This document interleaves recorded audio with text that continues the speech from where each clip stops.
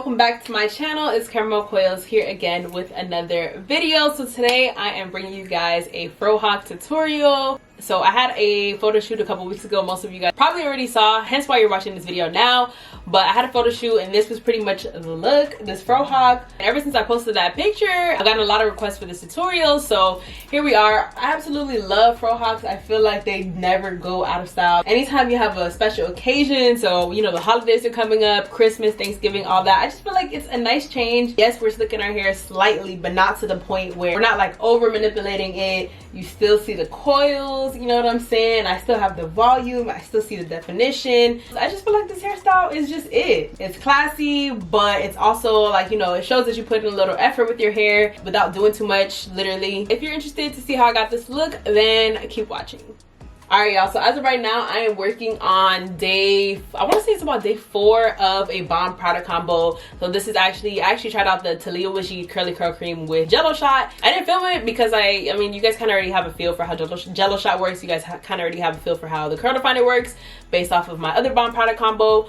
But yeah, so you guys can see this. I have hella definition, like I said. This is day 4. I also haven't stretched my hair. I've just been pineappling it for the last few days, hence why the back is so stretched out. I do have a little frizz because I wasn't that thorough when I did this wash and go, but ideally the older the hair, the better. Well, to a certain extent. You don't want it to be too old because you still want to have some definition. At least that's my preference. I prefer my Frohawks to be more on the voluminous side, but still with a little bit of definition, you know what I mean? So like I said, I haven't stretched my hair, so that's what I'm getting ready to do right now. This is also, I also styled my wash and go with no part, as you guys can see, because this is gonna be in my face. I don't have to, just so you guys can see the vision of what it's gonna look like, you know. So yeah, if you're planning to do a Frohawk, I would recommend that you style your wash and go with no part. You use products that you know are gonna give you that definition and that are gonna give you that hold, because I'm gonna be stretching and fluffing the hell out of my hair to get my desired volume. So that's why I chose to do a wash and go that I know would give me hella definition, as you guys can see here. So like I said, I'm gonna go ahead and get started stretching my hair. I need to give you guys an updated stretching routine, but I'm going to be using a blow dryer to stretch my roots and then following up with the banding method to continue stretching those sections.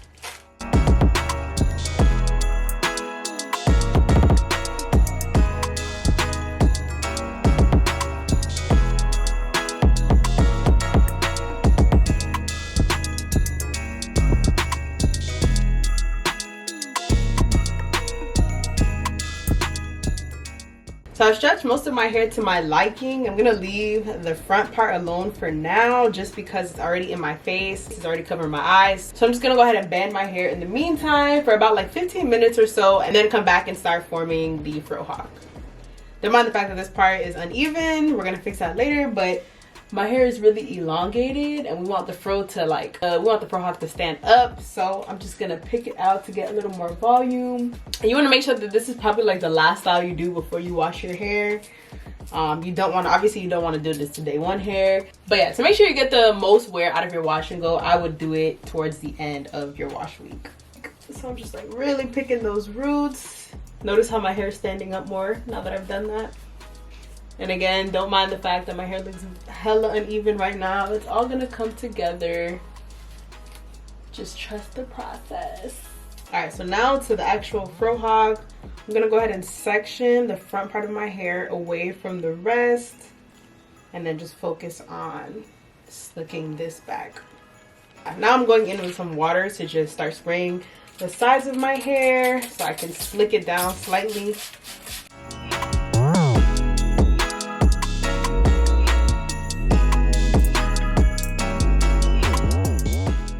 So now you guys are gonna go in with your preferred slicking product. So I'm gonna use the Eco Styler olive oil gel. This is what I typically use for my edges, for any of my slick back hairstyles. That's like my go-to. I have my soft bristle brush here. Also, I like to have a little edge action down here. So I'm gonna go ahead and leave some hair to slick, like about maybe this much. I still have yet to find an edge control that works for me. An edge control, to be honest, would be ideal to be slicking this part of my hair because I want to like play with it. I want to get a nice little shape, but it's hard to do that with gel because it's water based. So, but anyways, I'll deal with that later.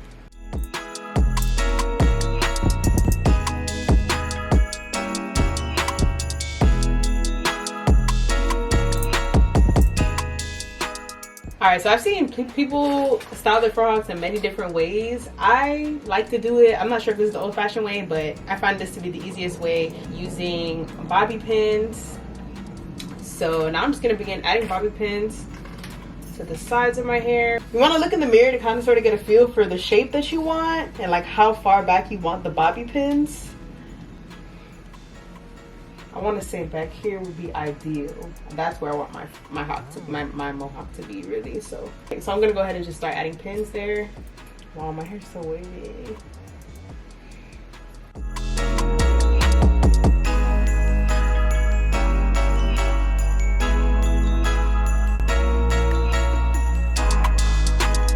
So of course the day that I'm filming this tutorial is when the hairstyle doesn't want to cooperate. So this is looking real lopsided. We want this to be more like that. So I'm just gonna add some pins up here.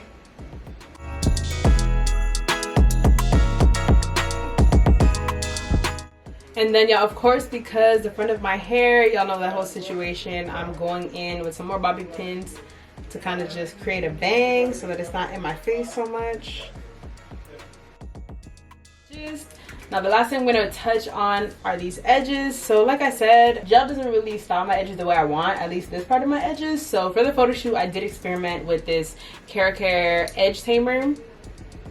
I've heard great things about it and I like how it works to a certain extent. It doesn't have enough hold for me, but I do like the flexibility I have with it. Like, it gives me time to play with my edges because I don't always know how I want to style them. You know, I've been trying to experiment lately, so this gives them a little hold slightly, you know, versus the gel. You know, the gel was just, my hair was popping right back up. I'll do something like this. I think that'll do, y'all.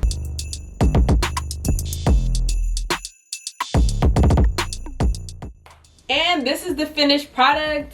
Let me know what you guys think in the comment section. Again, like I said, it's not perfect, but you guys more or less get the gist. My edges, see, like this side is almost perfect, and then this one just has a mind of its own. It just decided to curl up. Like I was saying earlier, I know there are a lot of ways to style your Frohawks, so go ahead and let me know in the comment section below how you guys style your Frohawks, or if you plan on trying my method. And like I said, I hope you guys enjoyed this video, found it helpful, learned something from it. If you did, make sure to give it a thumbs up, and I'll see y'all next week.